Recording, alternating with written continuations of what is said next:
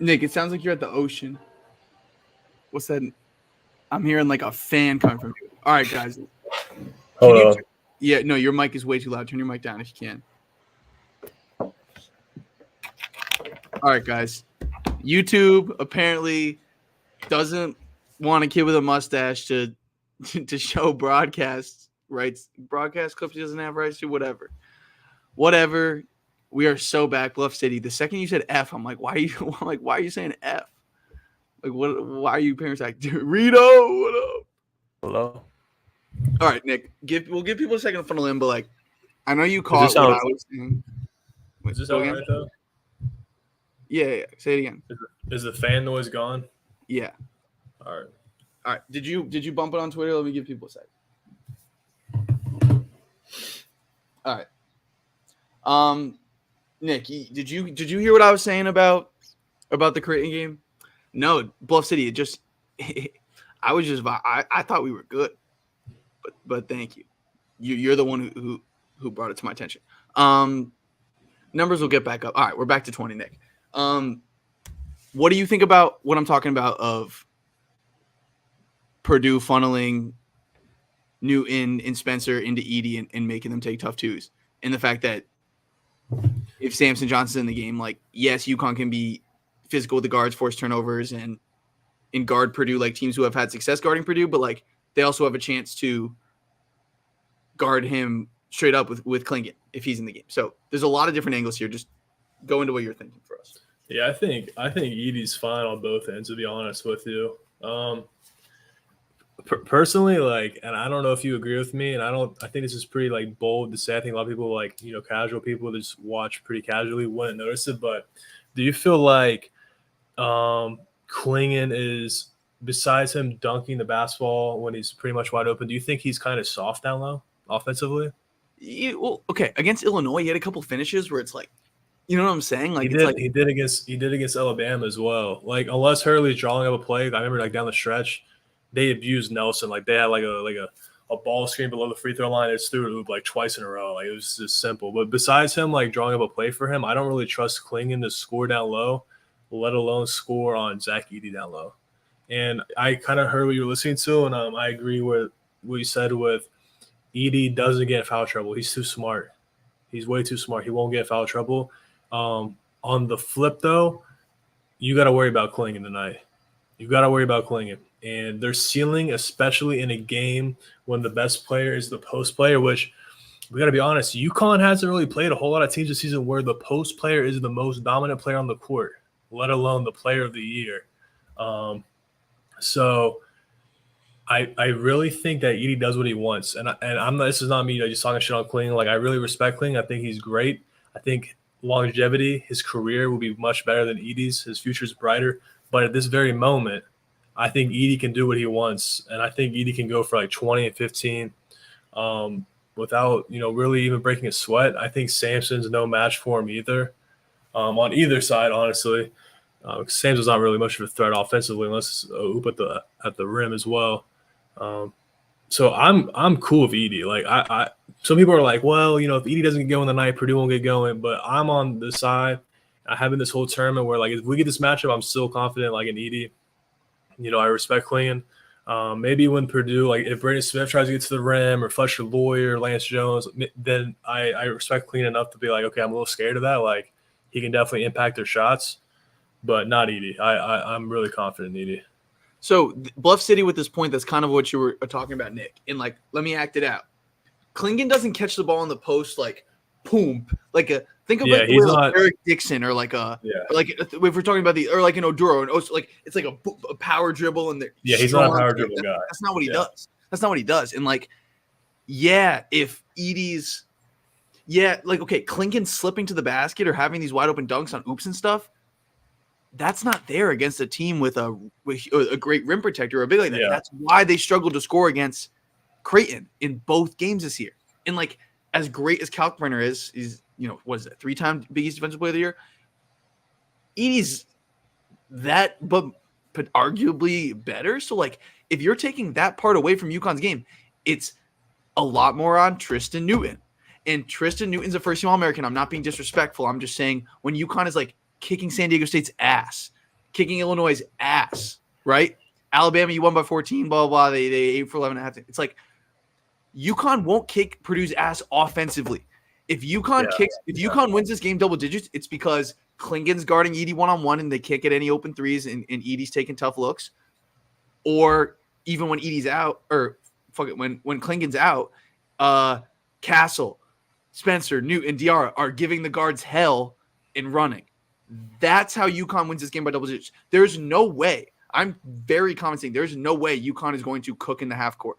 If this is a half court game, advantage to Purdue when UConn has the ball, and then on the other end, it's advantage to Purdue if Clingan's in foul trouble, which he clearly could be. And this is why I'm starting to lean a little bit more towards Purdue. I have futures on both these teams. My Purdue future is more, and my plan was to hedge UConn if I have a chance. But I might just kind of sit on it because the more I think about it, like there's a lot of outs where Purdue succeeds in.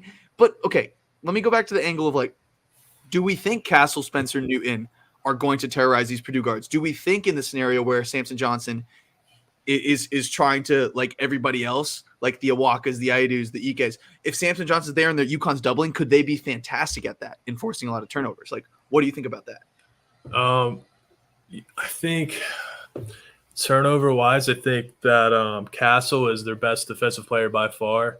And I think he's going to be guarding Lance Jones. I think, at least if you're Purdue, that's the matchup you want. Braden. Yeah, I was thinking Tristan Newton would guard Braden Smith. That's true. I'm really expecting a big bounce back game for Braden Smith. I think last game he stunk. This was his worst game he had all season. I don't think that's going to repeat. And then Fletcher Loyer is going to have Cam Spencer on him, which, Cam Spencer I'm not too worried about defensively. I think they're fine. I think they're fine on offense, man. I think they're going to get what they want to get. Like when Sampson's in, I think they're going to try to double the post, or at least they have to. Yeah, at least show jab really hard at that.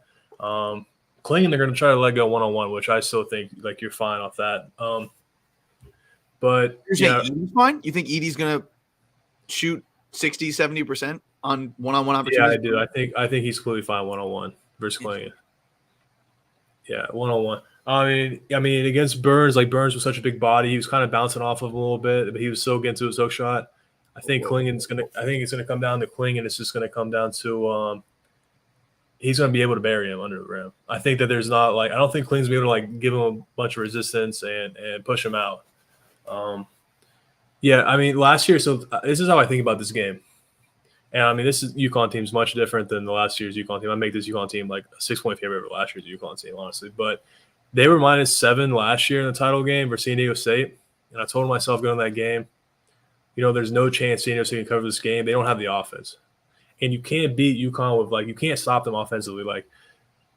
They're going to get what they want more times than not because Hurley's a great coach. They have a ton of playbook. It's one-day prep. Purdue's nothing crazy offensive or defensively.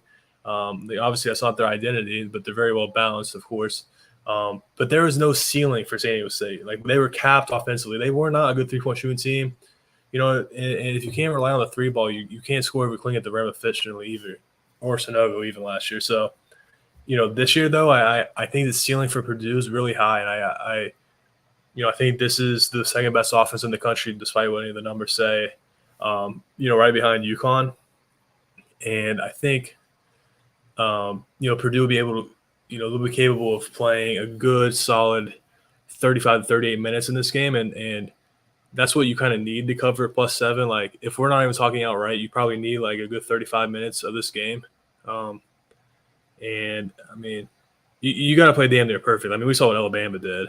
I mean, to me, I had a tweet they couldn't play the first half much better at all, and they were still down by 4. And that's the scary thing. UConn is a tank. I'm not fading UConn, thinking they're overvalued. Ken Palm says 3 or 4. The market says 7. That's a bad number. No, it's not a bad number. They've covered every NCAA tournament game the last 2 years since they lost to New Mexico State, 2 years ago. So, I mean, you have to respect them. You can't go into this saying Purdue is really better or UConn's, maybe they won't play great tonight or the numbers inflated, this and that. You have to be aware of what you're walking into if you're betting Purdue. And, if they don't play good for, just even one media timeout for 4 minutes, we could be looking at 10 plus here. Okay. Can I push back on one thing? I think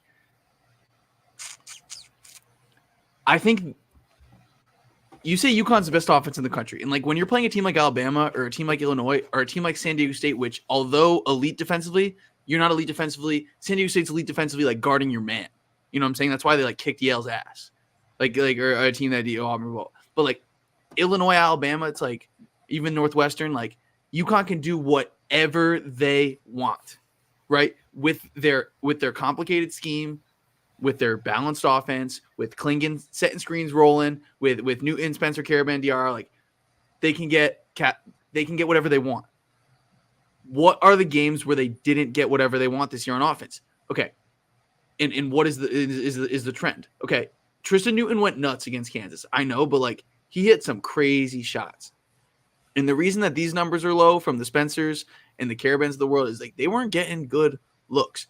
Like you want Tristan Newton to be like carrying. Like that is when UConn is at their worst. Okay. You again, I bring you back to this. Like that's 21 shot attempts from Tristan Newton, right? Like in like you're neutralizing Caravan and Spencer. Like when the off-ball stuff is neutralized when you have this defensive anchor because he's not pulled up, right? With Clingan or Samson Johnson on all the handoffs and all the cross screens and stuff. Like that's when you're chasing over. You're funneling Newton and Spencer down into the paint, or mostly Newton, right? And you're staying attached to shooters because you want it to be a two-man game. And as we're talking about your concerns about Clingan being able to finish over Edey, obviously if we think Clingan could struggle to finish over Edey, Samson Johnson could. Like those aren't Clingan. The back to the basket Clingan stuff only works when you're playing a team where he towers over their 5-man, right? He damn does not tower over Zach Edey. Like UConn's offense looks so beautiful. It's poetry. It's dominant. It's a machine. When there's not a dominant rim protector, who did UConn play other than Creighton that had a legit, really good rim protector? Nobody in the Big East other than Creighton. That's why Creighton's the only team that could guard UConn in the Big East. Okay, and who did you play with rim protection here? No, a little bit. How many Alabama blocks? No, Bama has no. Bama. Like, and Bama had like Betty Ockel from last year, then that's respectable, but not this year. Not your boy Bonehead. Not your boy Bonehead Nick Pringle. And like Northwestern didn't have their starting 5-man, like Marquette, Oso, and Ben Gold. Hell no. Like St. John, Jules Sariano, he can't jump. Like Xavier, bro. Like that's what you said this, bro. UConn hasn't played a team that their best player is that 5, but not only on the offensive end, I'm talking about the defensive end, because UConn looks mortal when they're not scoring every time. Like when they score every time against Illinois, or they score every time in the second half against Alabama. The defensive end guarding Edey, like I understand that's obviously part of the equation, but the thing that I'm most confident in predicting this game is that UConn's offense is not going to look as pretty as it usually does because of what Purdue's ability to funnel into Zach Edey. And then real quick, I love Nick Pringle. It's an inside joke of last time Nick we were arguing about Alabama, Carolina, and Nick Pringle. I can let Bonehead fly tonight. But I don't want to. Thunder strikes and Nick's connection goes. Yeah, I don't want to. That night I didn't want to do this with the Thunder in my connection. But tonight, if I call someone from a Bonehead from UConn, they'll expose me. So I can't do that. UConn though is God, man, they're just so balanced. Like my thing with them, it was so impressive about them, besides the sets that Hurley runs and the actions he has is, in my opinion, like when you talk about Bama, like who's their best player? Serious. Yeah, like by far we all know that. Who's Illinois' best player? Shannon. Don't ask. TSJ. But when you talk about UConn, in my opinion, no one just comes off like no one. I'm just like boom, like he's their best. And that's what makes them so good and so versatile. And I think Hurley knows matchups to the point where like, tonight's gonna be a Clingan night. Tonight's gonna be a Castle night. Like Castle, like obviously killed Bama because of Bama's like the defense they wanted to throw at him. Like tonight, it's not a Clingan night at all. So how do they attack Purdue? Where do you think who has to be the guy to give them points. I would say, if you ask me that question, I would say it probably has to be. I think Cam Spencer could have a good night tonight. I think Newton could have a really good night tonight. But I actually saw a stat, like a week or two ago that the more shot attempts that Newton takes, actually the worse they are. So the 21 shots that he took against Kansas, like that's what you want. You want him taking into the shot clock shots. I think Purdue can work him into that because they are solid enough defensively. So I do agree with you. I respect UConn's offense and they're going to play well tonight, but I don't think they're going to look beautiful and like they can just run any set they want and look fluent and it's like, wow, boom, boom, boom. I think there's going to be points where the ball really gets stuck. I do agree with you like 100% on that. 100%. Okay. So on that note, that puts all the more emphasis on are they getting stops and are they running, right? Because if you're – I remember we were on that Rutgers game, and I also remember betting Rutgers last year, and I keep bringing Rutgers up because they're the one team that stands out to me of like we're just going to put Cliff on Edey, right? And we're going to make Edey take a more contested shot than he's used to taking. We're going to rebound, and we're going to go. And we're not gonna collapse and allow them to get these wide open threes. And that's a formula that worked. And I know I'm talking about covering a 10.5 point spread for Rutgers, but like the point I'm saying is and you said you think Edey's going to be able to score on Clingan. It's not going to be some like crazy difficult matchup. To me, it's less about the fact that Edey shuts down or that Clingan shuts down Edey. I've messed up those two stuff so many times. To me, it's less about is Clingan going to shut down Edey, and it's more about can Clingan do a good enough job to leave him one-on-one, because if Edey's one-on-one, like it puts that much more pressure on the Lance Jones, the Braden Smith to create for themselves. And we talk about how UConn looks mortal when it's all about Newton. Purdue looks mortal when their possession goes anything other than inside out. When it's anything other than Edey post, repost, deep catch, bam, kick out three. Or you know what I'm saying? When Purdue's running their machine. I think both teams have an opportunity to throw off the offensive machine that they each are tonight. And the biggest way that Purdue is able to run their machine is getting Clingan in foul trouble. But there's no way Edey gets in foul trouble, right? So I don't see how the offensive machine appears for UConn. But then what UConn makes up for that with is the ability to run, right? And the ability to have guards that can create for themselves at a higher level. Like, you said it's a Cam Spencer game. I think this is more of a Tristan Newton game. I'm probably going to put Tristan Newton's points just because I think he's going to shoot. I think he's going to shoot all the time. But Cam Spencer, what can he do that no one on Purdue can really do? He can hit movement threes. Cam Spencer can come off that catch, not have a lot of space, knock it down. Cam Spencer can boom, pump fake, one dribble, sidestep, knock it down. Like, he's got that element that like Purdue doesn't really have. I think that's a bit of a dangerous game. I still don't think UConn. I think they're a second half team. Like they open up every game second half. I mean, Bama was opened up second half. Illinois was. I mean, that game was definitely opened up second half. Besides Northwestern, let me look. San Diego State. I think they opened up San Diego State in the second half as well. So the last three games, the last three games, man, they've dominated the second half.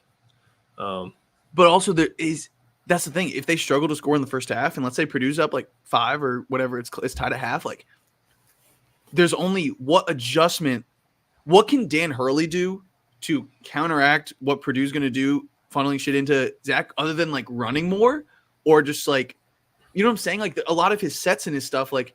When Edey's just sitting in the paint like Kalkbrenner, I can't bring it up because YouTube's going to end the stream again. But like, that's why UConn struggled against Creighton, and I just don't know what the counter is to that other than to just make those shots, other than for Tristan Newton to have a big game, other for Cam Spencer to have a big game, because Clingan and Samson Johnson aren't going to score.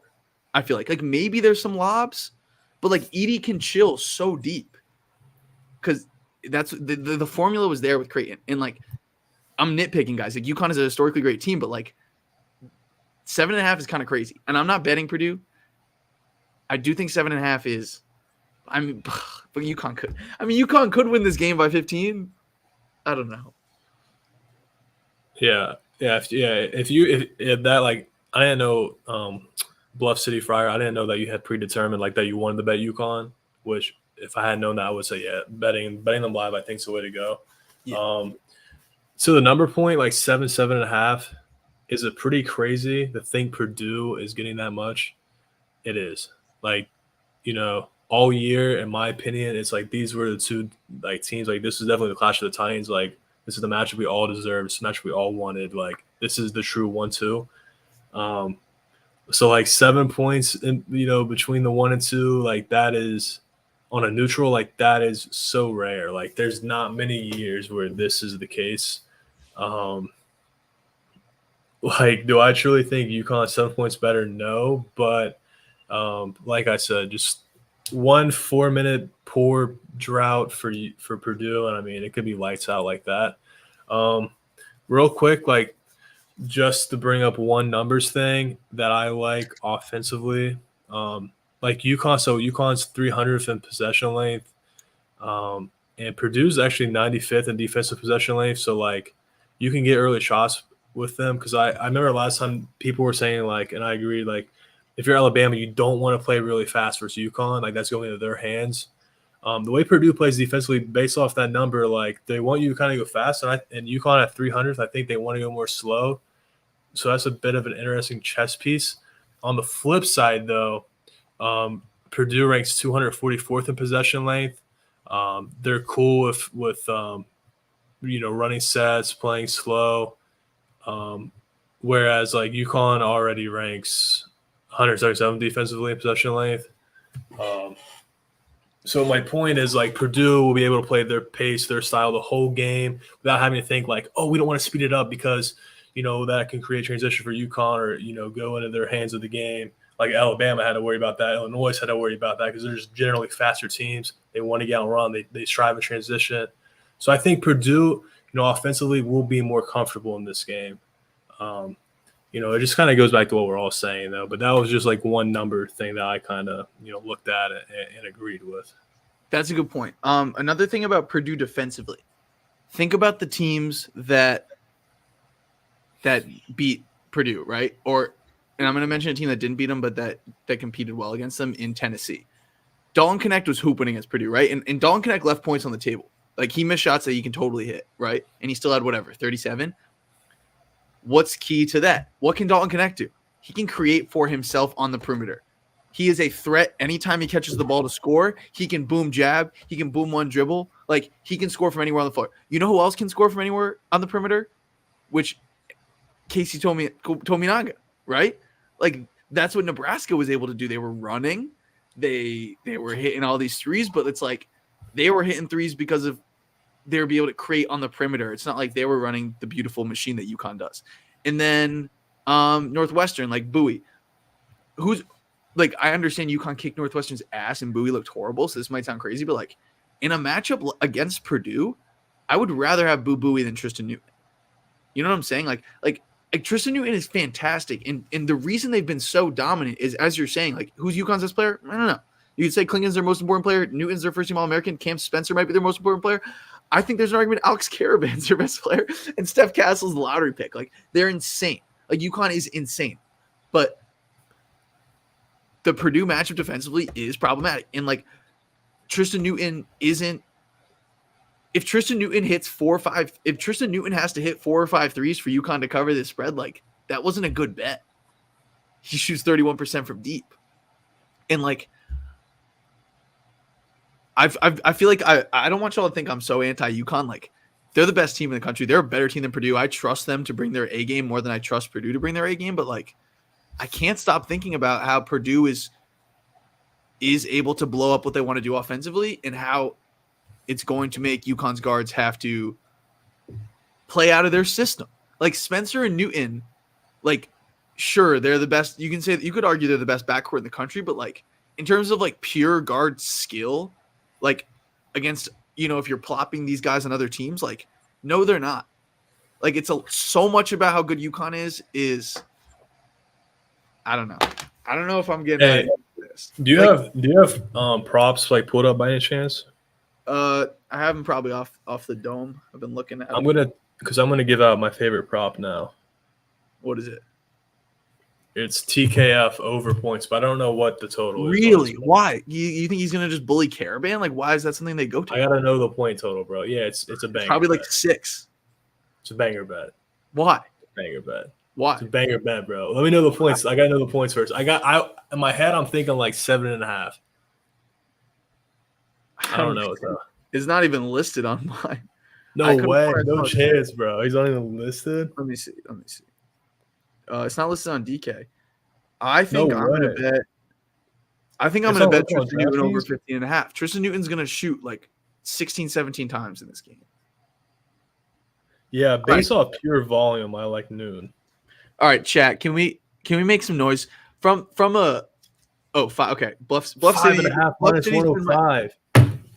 Bluff City, you've been my MVP. Free. That is free, bro. I don't say free often, but that shit is free. It just came to me, bro, because, bro, so every time, so this just came to me, and I just remembered it, but every time someone asks me about a player prop on a UConn game, I like a team with a pretty good 5, where Clingan's obviously on him, and then a good 4 who has a good post-up game, okay? So listen to this. When UConn played Indiana, Malik Renew had 18 points efficiently on Caravan. KJ Adams, because you have Dickinson, KJ Adams had 20 points efficiently on Caravan. He's a different type of player. But still, but it goes back to my point. Like, that's a solid 4, and you have a true good 5. Both those teams did. There's another game. Usually I have this stuff written down, but I just came on here, out of nowhere. So I don't have this written down. Harrison Ingram, you have true 5. Baycott. Harrison Ingram had 20 points efficiently. Texas. What's number 23? Dylan, athletic dude. Mitchell. 21 points for him, and he's not like even that big of a scorer. He had 21.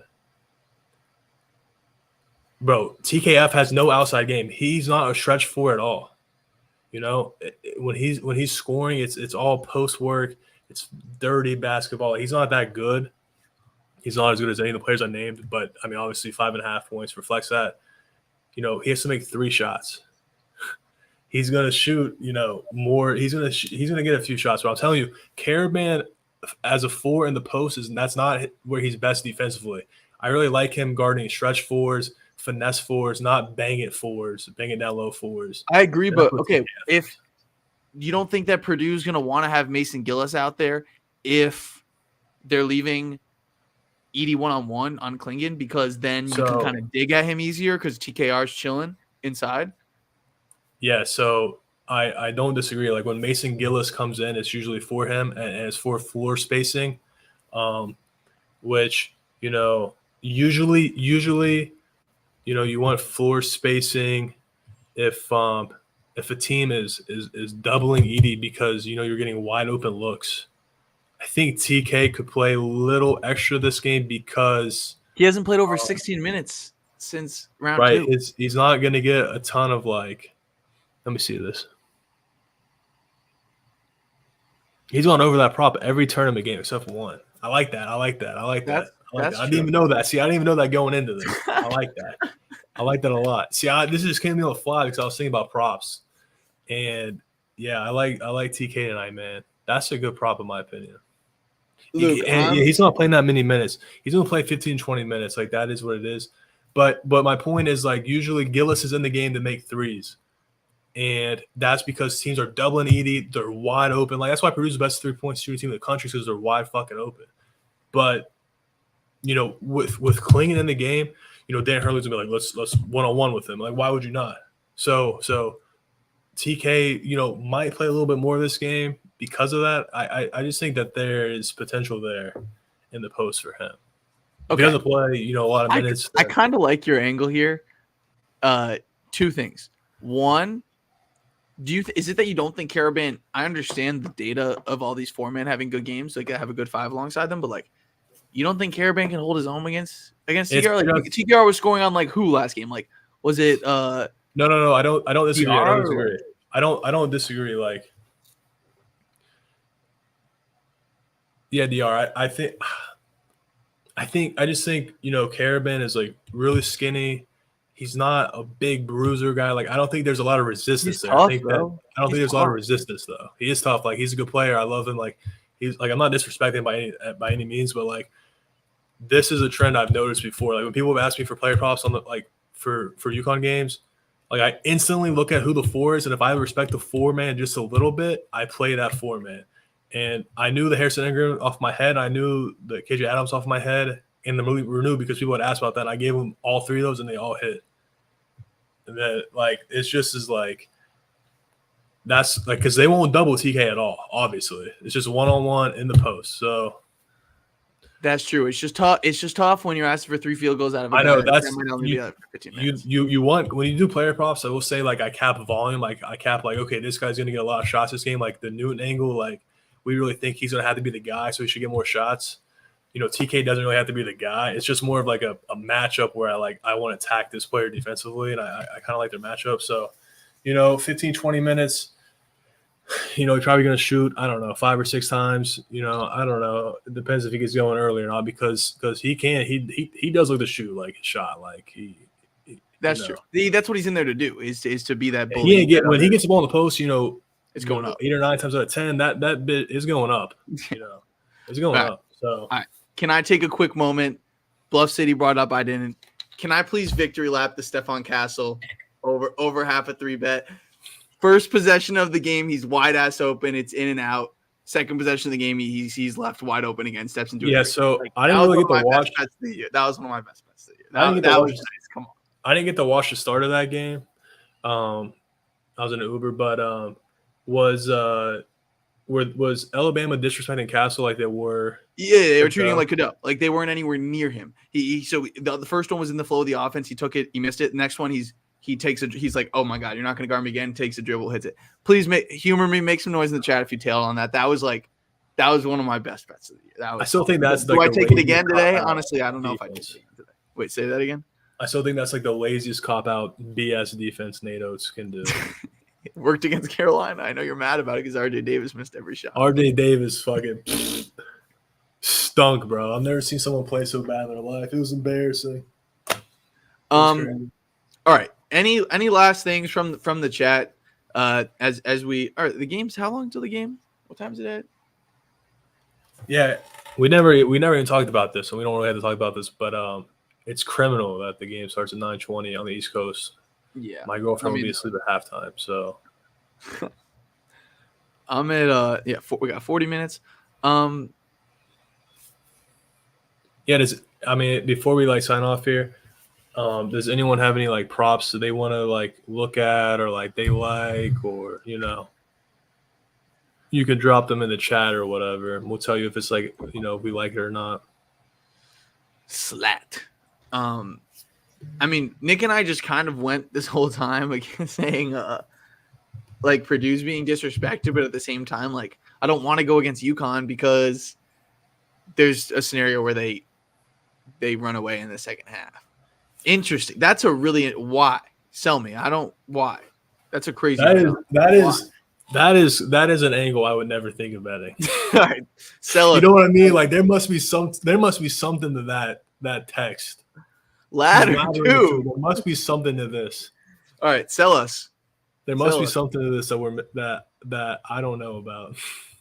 Nick, if you had to take, are you taking the points of Purdue if I made you bet this? Yeah, absolutely. But I know what I'm walking into. Spencer over 2.5 I don't hate that. He's a dog. He's gonna have to shoot. Like I said, creating from the perimeter and not just funneling downhill into Edey is a good shot. Lawyer unders. Say less. I'm kind of a lawyer here. A respectable lawyer here. Who do you think's the true X factor for Purdue offensively? If if they get going, they're really good. Who do you think it is? Braden Smith. You think it's Smith? Who do you think it is? I think Lawyer is the biggest X factor for them offensively. Dude, I hate when Lawyer puts the ball on the floor and tries to get to the basket. I'm like, what are you doing? There's just no need. That's not his game. That's not his game. It's not his game. Dude, you can't just come in here and say you got to take a ladder, quick and assist, and then dip out. That's insane. there's got to be some type of. I was thinking like maybe there's a trend to it, but like last game, Clingan only had 1 assist. Well, Nick, in terms of X factors, like yeah, if Gillis and Lawyer are hitting their threes, like that's huge for Purdue. But for me, the reason I say Braden Smith is when Braden Smith is creating plays off the bounce and getting Edey deep catches, right, with that little bounce pass he does when he picks up his dribble and Edey's sealing down low, or when Braden's able to get all the way to the rim, or when Braden, if he can shoot over the top of Clingan, if Clingan's staying tight on Edey, if Braden can step in to some jumpers and to be in rhythm with off the bounce, he was ass against NC State, right? Like he was some ass. Like Lance Jones had to hit some shots to bail them out. But I just say Braden Smith because at the end of the day, it's a win. I've said this so many fucking times. It's a win defensively when you're playing Purdue if the possession doesn't end with a wide open three or Edey. That's Edey down low, right? The case with them. That's always the case. So that's why Braden Smith is the one guy that's like Lance Jones isn't breaking down the dribble. Lawyer's not breaking out the dribble. Like TKR post-ups. I know you're feeling that. That's honestly better than Lawyer or Jones or whatever putting the ball on the floor. But like Braden is the only like creator. And like remember when Braden didn't miss some time in the Big Ten tournament? It's like Purdue didn't look very good. Yeah, and Clingan they do drop defense pick and roll. So and he loves that like elbow mid range. So hopefully he's pretty efficient tonight in that area. Bluff City, I have a lot on the line with some futures off bonus bets, and that's my main focus. But I think if I bet a prop, it's gonna be this. I'll post about it if I place it. I haven't placed it yet. I might ladder him up to 20 to be honest, because I think he's gonna shoot all the time. I think he's gonna take a lot of shots tonight. And then also I think the under's worth the look. I know no one wants to bet an under in a championship game, but like I think this could end up being. Honestly, I take it back. I really think there's a world where this is half court and both teams are struggling to score. I also think there's a world where like UConn's running. But if UConn's running, that means that Purdue's probably not scoring because that's why I think the best way to cap the total is the pace will be at an under pace, but the efficiency will be at an over. So, it's really 50-50 to me. I have no take on the total, but the fact that I'm like looking at so many Purdue players, I'm like, oh, over there, over here. It makes me think over for the game, but yeah. Hold up.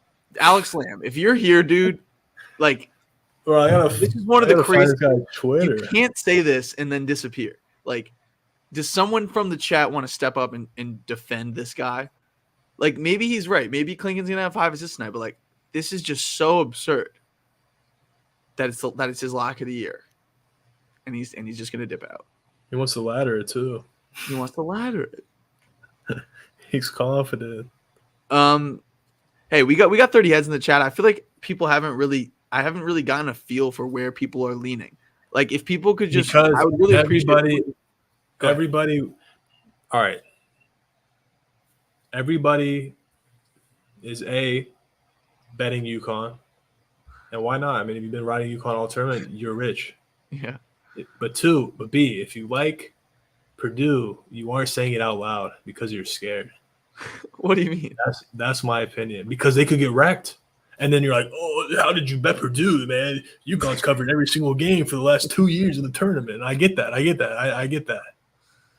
So that's what I think. I think it's you're UConn and you're out loud, or you're betting Purdue and you're kind of just sitting there. You're not saying to anybody, your buddies, you're like, yeah, I passed the game, but deep down you bet Purdue. You know what I mean? So honestly, I think this is a situation where Purdue wins or loses by double digits. Do you feel that? Oh yeah. Yeah. I think this would come down to a Purdue win where it's like super tight at the end, or UConn could blow them out. We got an answer. Hey, Alex Lamb. Okay. Hey, we got some logic. Obviously going to see way less shot attempts given the match with Edey. Think they can get the ball to him further out and see back cuts to the rim when he sees it. Okay. My counter is if you've been here since the jump, if you've been here since I got booted for playing the Creighton game, streaming the Creighton game from YouTube on screen share, the back cuts aren't there if the big isn't sucked away. Edey has no reason to be up at the level with Clingan. That's where you find the back doors to the Castles, to the Caravans of the world. So, like, this could obviously still hit. This is the line for a reason. But I don't think the back cuts to the rim. That's like kind of my whole thesis with why I think Purdue is because of what Calipari did. It's Edey sitting back, and that's why all the motion isn't as effective, if that makes sense. So, really okay. Versus really good big, such a big other. He's over. I'm joking about ladder, but I like to play. I don't hate it just because it's a small number, but like, man, like, y'all, YouTube's gonna screw me for playing it, but like, if you go to watch UConn play Creighton and watch what their offense look like, it's not what you've seen in the tournament. It's not what you've seen them play in all these other games that they're winning by 20. Even the game they beat Creighton by 14. Like, it really throws a wrench in what they're doing. And they have counters. They have good players. They're the better team. I'm with all that. Yeah, UConn has NBA players. Oh, here's another thing. I understand Edey's probably going to be drafted in the first round. We don't know yet, but I probably. Nick, when's the last time a team won the championship that didn't have a first-round pick? I don't know, but Edey's lottery. You think he's going to be lottery? He is on mocks. Really? I'm not saying I agree or disagree, but he is on mocks. Alex, if UTOP didn't UTOP, the clips mess with me. If YouTube didn't bop my first stream, you can check that out.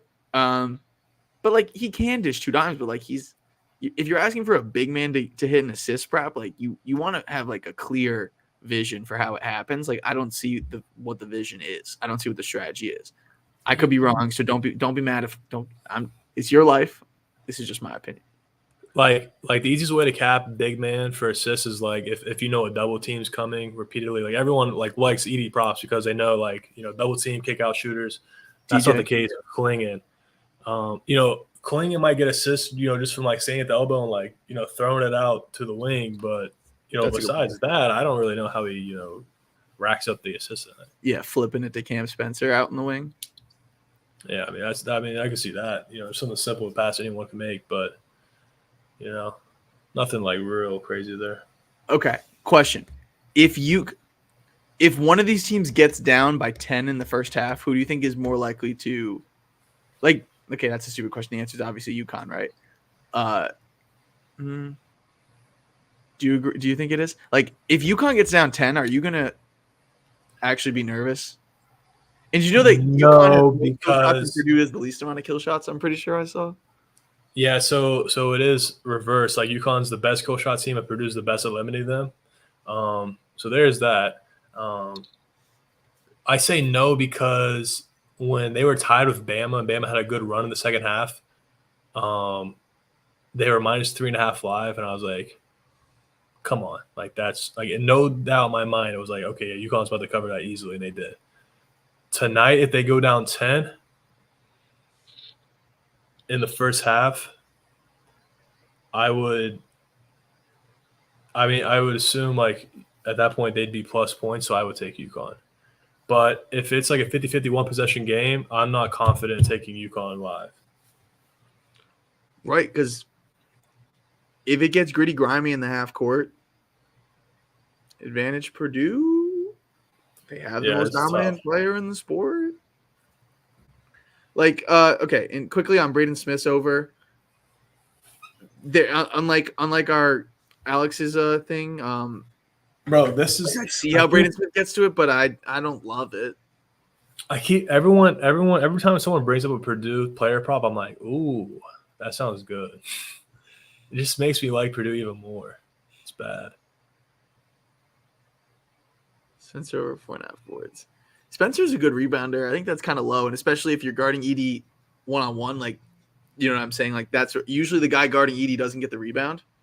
The other guys kind of have to crash. So I kind of like the Spencer thing. How I feel about Newton's going to shoot a lot, and then, like I said, there's the run where scenario. There's the scenario where UConn runs away and does their thing. If you're going to take UConn, I don't think, like, the point I'm getting at is I like how you put the UConn spread in this instead of the money line, because I don't think UConn money line in a parlay makes any sense. It's like they're going to either work them or they're going to lose, I think.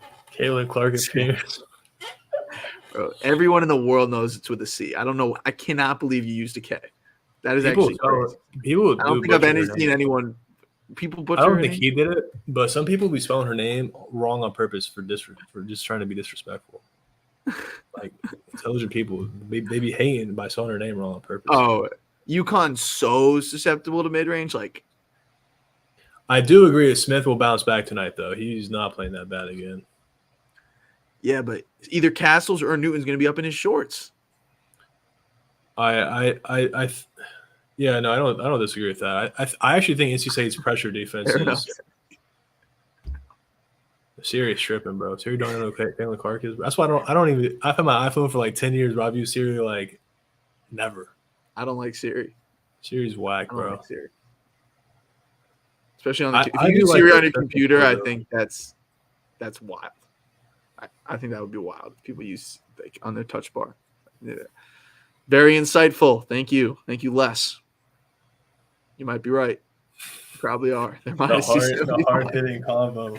UConn WWW. Oh, okay. Once I start to convince myself on Purdue, though, then I start to think about like offensively.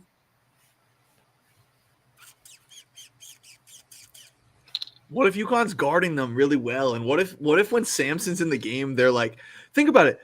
Ben Middlebrooks, I thought did a fantastic job. Did he not? Like all I things don't know. considered. I have to be honest. I went out for that game because I'm in Raleigh. So, was I watching that game truly? All right, Not my fine. best ability, but I was like one of the only people in the bar who had a Purdue ticket, so I had to be quiet the whole game. All right, you did. But all you need to know is like NC State was forcing turnovers. NC State forced turnovers in that game. And, like, UConn I think I sound crazy by saying this. Turnovers. I'm probably crazy by saying this, but I think NC State's pressure defense, like on the ball, I think I like it a little more than UConn's pressure. UConn just wins on defense because they're really solid. They don't win because they're like turning you over a lot, right? Yeah, they rank 251st. They rank 251st in turnover percent defense. Well, because they're funneling you into a Clingan a lot of times. Right. That's what I'm saying. They're just really solid. They're not taking risks. I think NC State they're not taking risks, but that doesn't mean that Stephon Castle is not like there's a reason Boo Booey had his worst game of the year against. No, I agree. If you're UConn, you want Stephon Castle, you're best defender on Braden Smith. Wow, we got an open Edey stand in the chat, Brax. Big maple. I like it. I like the big maple tonight. I mean, it's a total dice roll, but like I don't hate it. I don't hate it at all. First basket 3-pointer plus 1450. I don't hate it. Bro, they be screwing you on these like prop bets like this, bro. Like that, the odds are just garbage. Yeah. I saw bro, people are betting like Andrew Hurley to score 1+ points tonight. But okay, nothing is wrong with that. Like if you want to bet it, like go ahead. But his odds are plus 1100. Like there's no value in that. Like I need at least like plus 4,000 to bet that. Maybe, bro, people be getting screwed on these prop bets. They just because like implied value and shit. All right, last thing. Who's a sneaky? No, respect. I agree. I do respect that though. You got to go all in. This is like the Super Bowl, bro. You got to bet coin toss. Anthem, all that. I agree. Bluff City, you're far and away my MVP of the chat tonight. Once again, please like and subscribe if you're here. Bro, we need to go to a Providence game next year, by the way. Yeah, I'm down. Because I feel like you're connected to Providence people. My buddy is from Rhode Island. He goes to Providence games too. Like we have people there. That'd be really fun. It's the dunk. I'll come around and call it the amp. I still call it the dunk. Brax, I lean the under, but I know your friends Big Cat and those guys don't like to take unders, but I definitely would lean the under here in a championship game. The over is a system play for Big Cat tonight. Is it what? Any primetime big game, the over is a system play for Big Cat. Yeah, that's facts. Wait, okay. Sneaky most outstanding player bet. That's based off the whole tournament, right? Or just it's just for this game. Ooh, that's a good question. Because remember Kansas, it should have been David McCormack. David McCormack was or Remy Martin, and it gave it to Ocha. Yeah, they be doing it off the Final Four, I think, low-key. It kind of throws me off because I was trying to think of like a flyer, like a Diarra or something crazy. Like Diarra comes in, gives like 16 off the bench and like 4 steals. What if Edey drops 40 and 20 tonight? They lose. Does he still win it? I feel It's like happened before. It's happened before. It's in happened what before. year? Before I don't social know. media. I saw a tweet about it. It's only happened I think 3 times out of all the title games or Well, something. okay, then LeBron should have won Finals MVP all the time they lost to the Warriors when he led the I don't entire disagree. Finals in points, rebounds, assists, and everything. That man, I don't disagree. I don't disagree at all, man.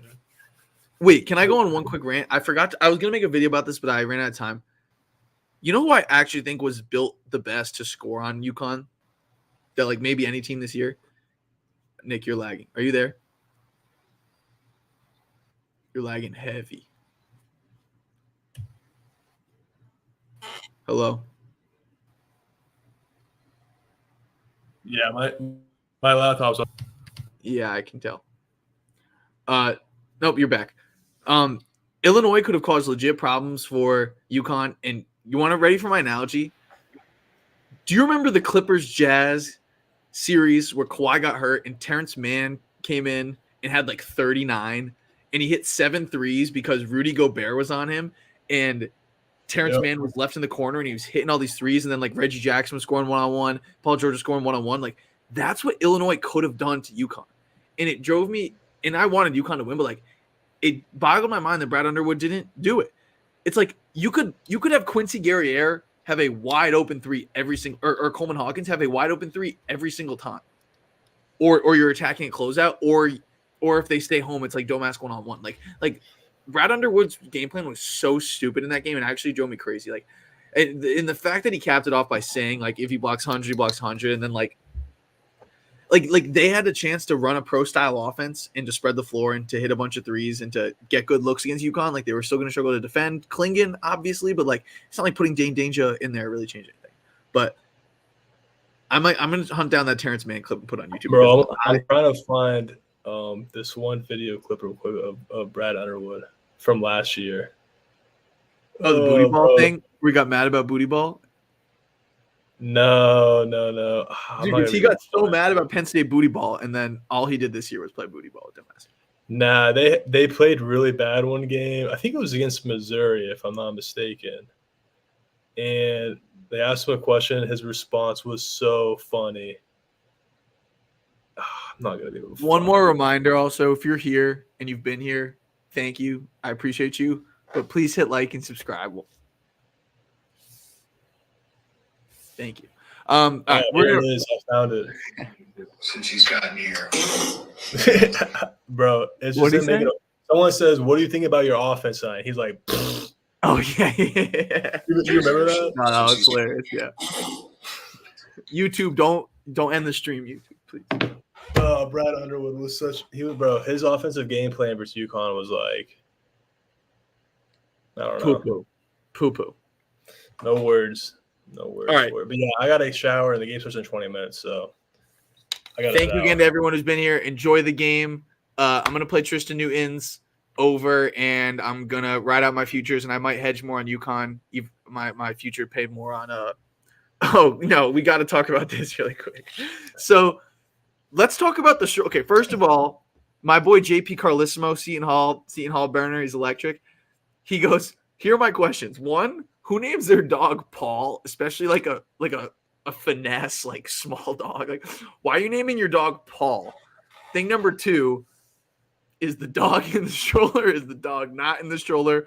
Like especially considering that you can control your story controlled the internet last night. Why are you walking why you got the you know what I'm saying? Like if you needed to walk your dog, then walk your dog. And if the dog just needed some outside time or your dog's a little shithead and like doesn't like to follow the rules and you need to put him in the stroller, like why are you even walking the dog? It's so absurd that you did that. But Cal loves being in the spotlight, except for doing post-game interviews at their loss. He doesn't like that a suburban neighborhood though. Like I don't think he knew that a news truck was gonna pull up. No, bro, he definitely was like planning that shit. He probably was looking out the window like, all right, when the news truck comes, I'm gonna walk my dog. But hey, on a real note, that is such a Calipari dog. Like if you ask me like what kind of dog does Calipari have, I'm like, yeah, probably a little like Pomeranian, like little dog. Hey, name it Paul. Hey, if you want to walk your dog in a stroller, like that's whatever. Like Miss Peaches, Dave Portnoy's dog, he got a stroller for her. But like that's a big dog. Like that little ass dog, bro. What do you need a stroller for it for? In case it's being a diva and doesn't. And he was wearing blue. And he was wearing blue today. Yeah, well, I thought I was checking if it was a Kentucky pullover. It was Nike. I don't know if it was or not. I think it was a Nike. plain blue It was shirt. just Nike. But still, you have all these shirts in your closet. Like you chose blue. But like, why is the dog's name Paul too? Someone said it, okay, so I didn't like listen to the video. Like I watched it like once. Someone said that his real name is Palmer, but everyone else said Paul. That's a little bit more of like a feminine name that associates with the dog that you push in a stroller than fucking Palmer. Paul. Yeah, Palmer is respectable. But Paul is a horrible. Imagine you got this little Pomeranian with a little bow tie, and its name is like Steven. Oh man, that dog was so. Bro, it was so funny because like the first like 30 seconds of the video, there wasn't even like you thought the dog was in the thing, but then like they showed the camera, and the dog was just like following. Like, does he have a newborn baby? That's what I was saying, bro. I was so confused, bro. That video was hilarious, man. But also, like, That was awesome. Local news creeps, like chill out. Like, you really think he's gonna give you a good quote? Like, what kind of life is that to chase around people like that? Like paparazzi. Like, if you go back to like early 2000s type like paparazzi stuff, like Amy Winehouse comes to mind as the name of just like a vision. Like I remember watching a documentary on her, but like that's just loser town. Like, why are we doing that? Why are we stalking people? I don't know. Hey, if you're gonna pay me like a decent amount of money to go outside of somebody's houses and just chill till they come out, I mean it's not the worst like gig in the world, I guess. You know. Well, quickly, who do you think gets the job? If I say you have to say one name right now. For Kentucky? Yeah. Scott Drew. But I think part of me says Scott Drew because if Scott Drew goes there, the carousel gets moving. Jerome Tang. Bro, that's the funniest thing because Jerome Tang like he just announced like stupid ass video of him like oh yeah. But at the end of the day, he like if Baylor's open, bro, he's out in a heartbeat. Yeah. A heartbeat. Yeah. And Baylor doesn't drop off at all. Because they got the new arena. And Tang's hot right now. They want to be a drop off there. He's got I don't think Nate Oates is like the guy for Kentucky. Apparently Trilly said Nate Oates isn't a thing for this, which is crazy because I thought last night if you asked me, I would have said Nate Oates. Yeah, I don't think they're. I think the Dan Hurley stuff's like that would be all smoke. I thought he's going to use it to get a raise. It would be dumb to not. Yeah, no, he should use that for a raise. Right? Anyone in consideration should use this as a pay bump, like 100%. Like, and I would too. Yeah. Hey, at the end of the day, Kentucky doesn't have to pay that absurd buyout. Arkansas gets a good coach. Like, I like this move a lot for both parties, man. You know what's funny? If Musselman didn't go to USC, wouldn't Musselman have been a great fit at Kentucky? Because what was Kentucky missing? I don't know. Anderson, they had good transfers. Like, you don't think you could have brought in some older transfers? And like, I don't know, man. I'm not the biggest Musk guy at like a premier job like that. Just the way he operates and runs like his ship. I don't know. He'll be good. I like Musk at USC a lot, but at Kentucky, I don't know. Dude, I just don't think Kentucky's having. If Kentucky misses out on Scott Drew or Nate Oates, I don't think they're in a good spot. Someone understands. Thank you, Emmett. Like and subscribe. I respect that. It's a good comment. All right. Thank you guys again. If you've been first stream, if you've been here since me and Nick started this. Before we leave, I have one question. Go ahead. This is off topic, I guess. Do you think Calipari's going to win at Arkansas? Is he going to be successful? Yeah. Yes. I don't think they'll make the Final Four. But I think they'll defining success as like makes it to not even win a championship, like make it to the Final Four or Elite Eight. I think he can make an Elite Eight. I don't think he makes the Final Four. I saw a tweet and it was like pre-COVID Cal versus post-COVID, and the biggest thing that happened was because he still got the talent recruiter, and the game hasn't changed that much. Besides, like you're getting older. No, the older it was thing like is everything. Defensive numbers, bro. Like his defense pre-COVID was amazing at Kentucky, and defensive numbers post-COVID they were horrible. And I feel like that comes down to like how hard you want to coach. I feel like mentally he may not have been at Kentucky like 100% these last few years, And I think that if he wants to rewind the clock and be like, the number one coach again, I think that he can turn it up. I think he can be that guy. I think he can have a great career.